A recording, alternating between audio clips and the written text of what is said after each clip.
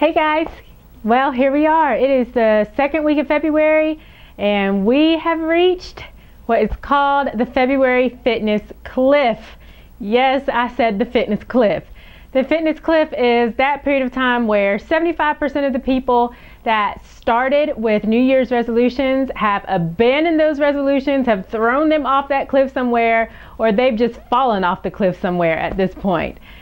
And everybody understands what it feels like to be at that place where you are just starting a goal, giving up on a goal. Well, let's start again, see if something happens, and nothing happened this time, so I'm going to end it again. I mean, our entire culture is built around this hamster wheel of dieting where we're gaining weight and then we lose weight and then we lose a few more pounds, but then we gain a few more pounds. You lose 10 pounds, you gain 15, you lose 15 for the summertime, you keep it off through the summertime, and then you gain 20 by the time it's the fall and the winter again. I mean, it is like a hamster wheel cycle, and it doesn't have to just be weight loss. It could be just trying to manage your weight or even trying to get your stress level managed. I mean, whatever your health goal is, we have all been there before, and we have all been on that hamster wheel before.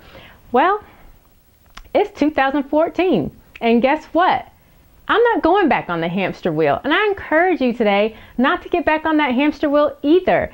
In 2014, if you want to make something different in your life that is going to last, that is going to actually put real change in your life, then you're going to have to do something different.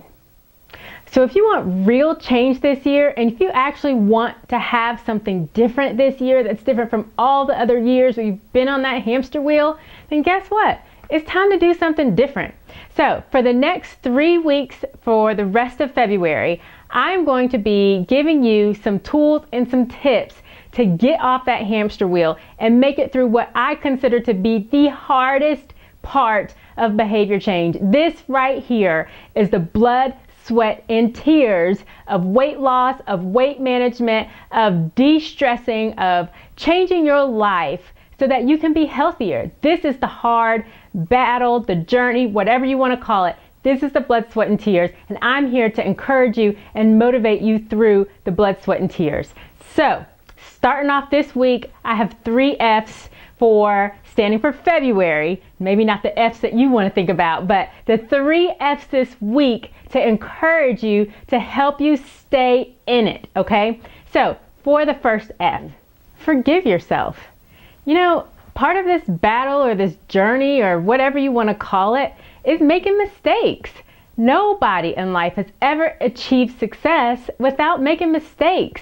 Because the beautiful thing about your mistakes are that they help you learn so that you can succeed even greater the next time around. You need to make a mistake. It's not always a failure. So don't look at making a mistake as a failure.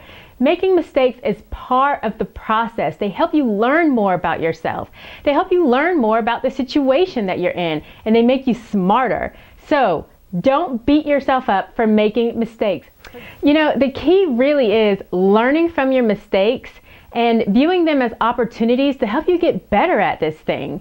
So it's not that the mistakes are showing you that you're a failure. The mistakes are helping you get a little bit smarter and a little bit wiser along your journey because you're worth it. You are not a failure. You're worth all of the changes that you want in your life.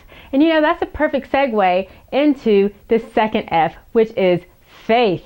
To get through this, to really make it to the destination that you're looking for, you have to believe in yourself. And I mean, don't just believe that, or think that you can do it. I'm talking about you have to believe in yourself so much that even if no one else shows up, you're going to show up. Even if nobody else believes in you, you're going to believe in you. If nobody is there to clap for you and congratulate you and pat you on the back, you have to be that source of belief for yourself, patting yourself on the back, telling yourself that you can do this. And where does that belief come from? Because if you're doing it for somebody else or for something else, that's not really something that's going to sustain you when things get difficult and when times get difficult, especially in the period of time like we are in right now. you have to understand, what is it about this thing? Why do I want this? I mean, is it really just for that cruise that I'm going on in June or whatever it is?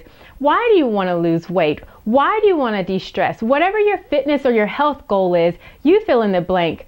What is it that you value the most about achieving this fitness goal? Think about that for a second. And whatever that is for you, you hold on to that, because that is what's going to sustain you when the times get tough and rough and hard, and when your willpower has weakened and you just feel like you need some extra push of motivation. I actually sometimes keep things written down in my pocket just to remind me of why I'm even in this thing. Why am I even doing this? And that's what you're going to need as well. You need that faith that is going to endure. You need to believe in yourself beyond what anybody else could possibly say or think, or whatever situation is presented to you. You have to believe without a shadow of a doubt that you are worth it, and understand and believe in whatever it is that you value so much that brought you to this place of wanting change. All right? And with that being said, don't let anything stop you.